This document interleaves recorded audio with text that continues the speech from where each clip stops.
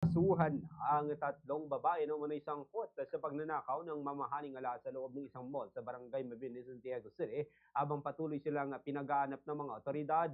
Sa panayam ng Bombo Radio Hawaii, si Police Lieutenant Stephen Carandang, Operation Officer ng Santiago City Police Station 4, sinabi nito na pumasok sa isang jewelry store ang tatlong suspect na pawang nakasuot ng face mask at nagpanggap ng mga customer. Ayon sa salaysay ng sales lady, inabala o nilito umano ng mga suspect ang tindera sa pamamagitan ng pagpapakita ng interes sa iba't ibang alahas.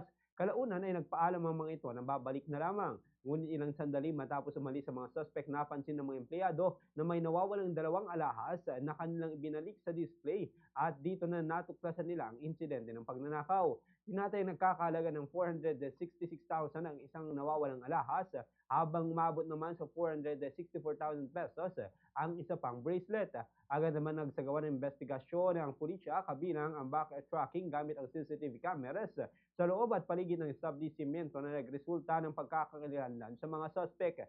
Matapos ipakita ang nakuha ng larawan sa mga biktima, positibo nilang kinilalang tatlong individual bilang sangkot sa insidente. Sa kasalukuyan, kinasuhan na ng theft ang mga suspect at tinanggap na ito ng piskalya habang nagpapatuloy ang follow-up operations para sa kanilang pagkaagarang pagkaaresto. Ganito ang bahagi ng pahayag ni Police Lieutenant Stephen Carandang.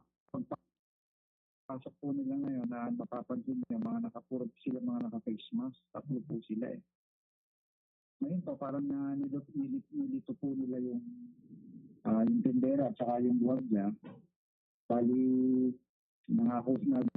sila, nabibili nila yon, tapos po nagpaalam po sila na babalikan na lang. Ngayon po, nung nagtataka po yung mga sales lady, bakit hindi na bumabalik, nung ibinalik po nila yung mga alahas na sinasabing bibilin, doon po nila nalaman na nawawalan pala sila ng dalawang alahas po. Sa Radyo Bombo!